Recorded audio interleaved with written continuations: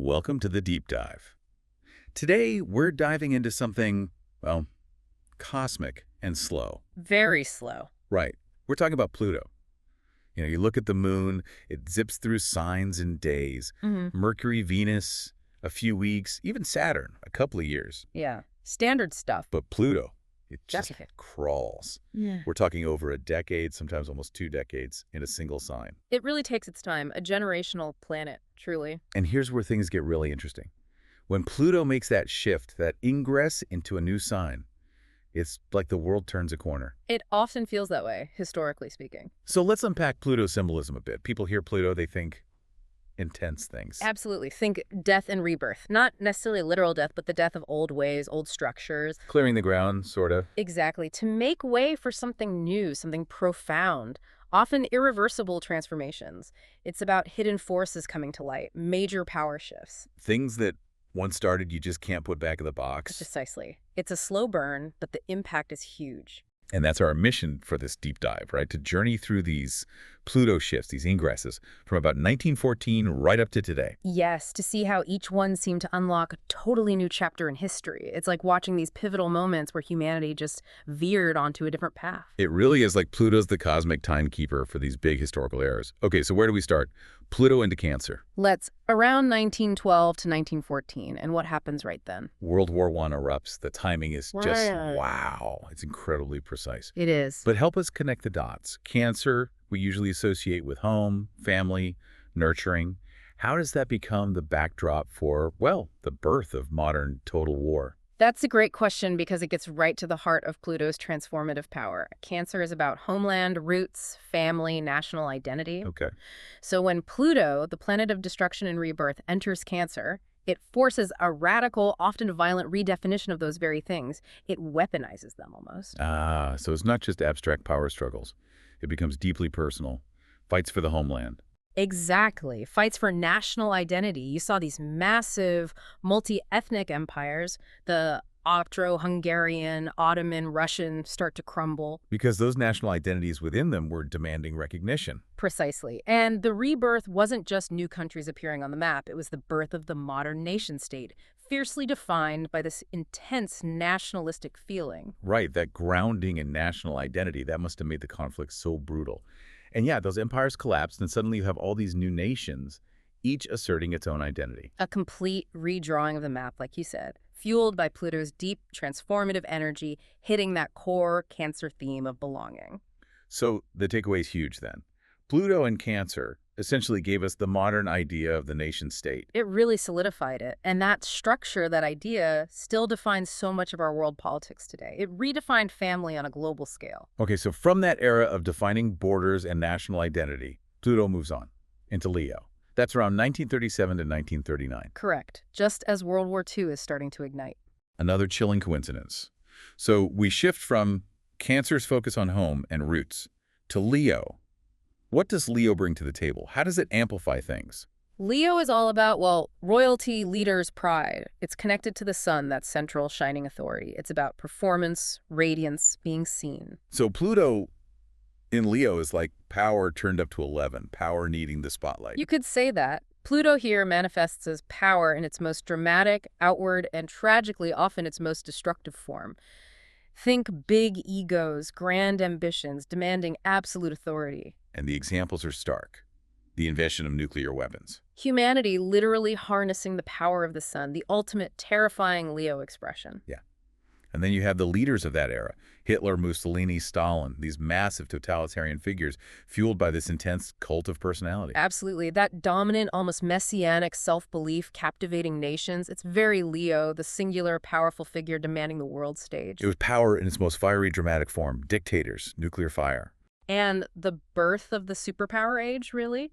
Setting up a new global hierarchy defined by this kind of overwhelming power. Okay, so after that intense fire, Pluto shifts again into Virgo around 1956 to 1958. Right, and almost immediately 1957. Sputnik, the launch that kicked off the space race. Exactly, a total shift in focus. It felt like the world pivoted, didn't it? From that raw, fiery Leo power to something meticulous, precise, scientific. That's Virgo. It's the sign of work, health, service, analysis, science, details, systems, even ecology. So Pluto entering Virgo meant the world suddenly had to focus on getting the details right, on technology and systems. Precisely. It demanded precision, scientific rigor, technological solutions. It wasn't enough to just have power. You had to apply it efficiently, methodically, critically examining how things worked. And you see that reflected in so many ways, the civil rights movement gaining momentum. Yes, demanding systematic change, meticulously dismantling unjust laws and structures. And the wave of decolonization happening then too, nations methodically building new governments, new systems. Dismantling old colonial frameworks. Plus, you start seeing the seeds of modern environmentalism, a more scientific look at planetary health. But for me, the really huge one from this era is computing. Computers moving from theory into actual practical machines. Absolutely crucial. That's pure Pluto and Virgo. Taking these complex ideas and demanding the detailed, systematic engineering to make them work on a large scale. Laying the groundwork for the information age. It wasn't just discovery, it was the meticulous development. Exactly.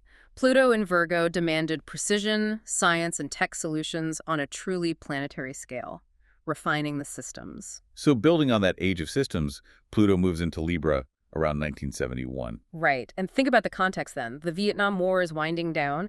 There's the beginning of détente between the U.S. and Soviet Union. The UN seems to be gaining more influence as a forum for diplomacy. It really felt like a global shift towards seeking balance after decades of intense conflict, and then that meticulous Virgo focus. Libra, the sign of balance, relationships, diplomacy, law. So Pluto here pushes for a global search for equilibrium. How do nations relate? How do people relate?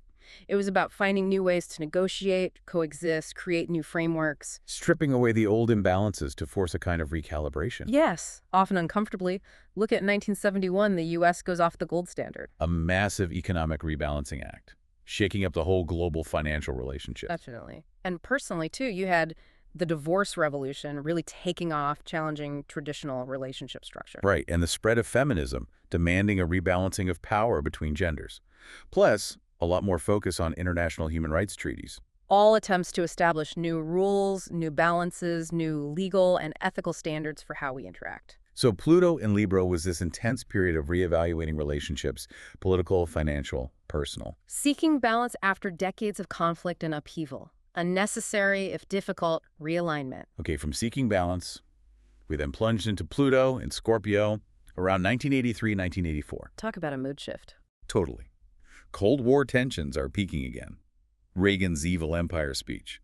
Everything felt charged, dangerous, like dark things were stirring beneath the surface. Well, Scorpio is Pluto's home sign. It rules themes like death, power, sex, secrets, taboos, and deep transformation. So Pluto entering Scorpio is like amplifying all of that, turning the volume way up. Exponentially. It forces humanity to confront the intense, uncomfortable, hidden truths, the shadows, things we'd rather not look at. And boy, did those truths surface. The HIV/AIDS crisis exploded. Bringing death, fear, sexuality, public health failures right into the open, forcing a global confrontation with mortality and stigma, taboo subjects made unavoidable. And at the same time, you see this huge rise of Wall Street culture. Money, power, secrecy. Yes, the 80s excess. High finance, often operating in the shadows, revealing the hidden mechanics and sometimes the ruthlessness of global capital, intense power dynamics. It felt like an age of extremes, confronting death and obsession on one hand, and this almost obsessive pursuit of wealth and power on the other. Exactly. Pluto in Scorpio confronts us with death, power, secrets, obsession, and then forces a transformation.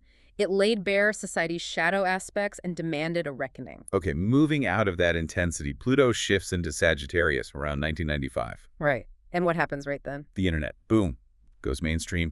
Suddenly the world feels connected, smaller. And globalization surges. Sagittarius is the sign of exploration, long-distance travel, higher education, philosophy, belief systems, foreign cultures. So Pluto here is about expanding everything, connecting everything. Connecting the world in unprecedented ways. Digitally, economically, ideologically, information, goods, people, ideas flowing across borders like never before. A real sense of global exploration and expansion. And the results were huge. The European Union expanding rapidly. The political and economic integration project. Global trade accelerating massively, but also paradoxically. The rise of religious extremism. Yeah, 9/11 being the most catastrophic example. It's like the world got more connected and more ideologically fragmented at the same time. That's the paradox. As global connections intensified, so did clashes between different belief systems, different truths, each vying for dominance on that global stage. So Pluto and Sagittarius connected the world digitally,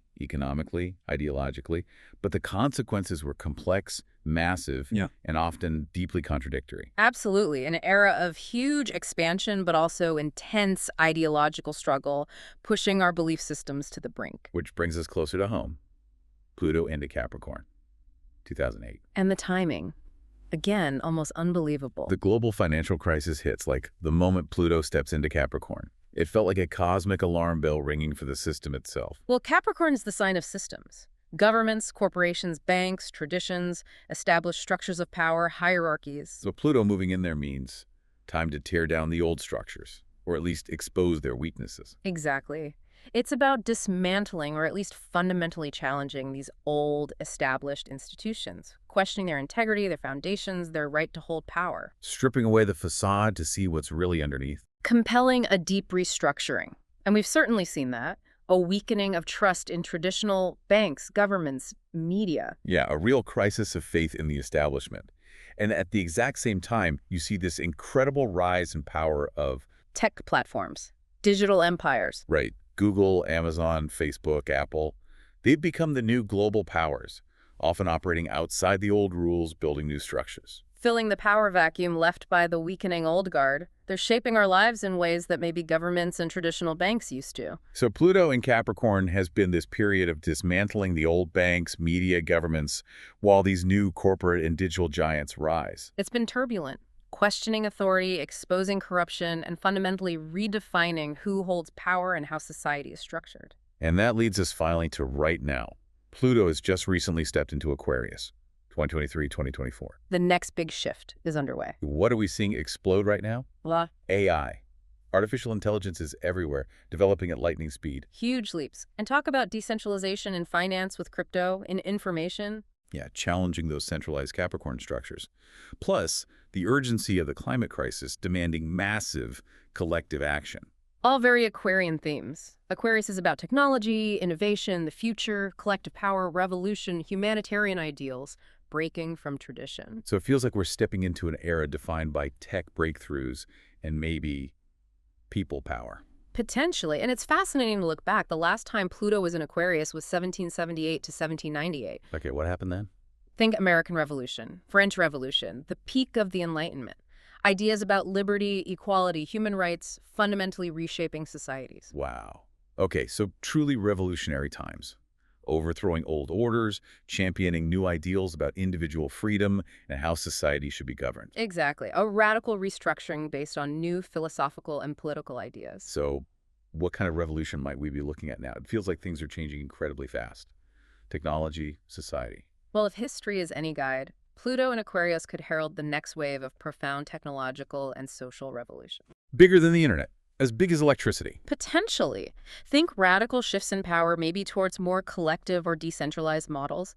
Think breakthroughs that reshape everything. And it will likely force us to confront global challenges, like climate change, with truly innovative, maybe even rebellious, collective solutions. So a potential era of massive technological change, maybe social upheaval, and a rethinking of collective power in our future. It points towards an era of unprecedented collective transformation, where our relationship with technology, with community, and with the future itself gets fundamentally redefined. Wow. What a sweep through history, from Pluto in Cancer and the birth of nation-states. Through Leo's fiery power, Virgo's meticulous systems, Libra's search for balance, Scorpio's confrontation with the shadows, Sagittarius connecting the globe, Capricorn dismantling institutions. and now into Aquarius, facing this wave of tech and potential revolution. Each ingress really does feel like a chapter break in the human story. It's remarkable how consistent the pattern is, isn't it? From world wars to AI, Pluto's sign changes seem to mark these undeniable turning points in history.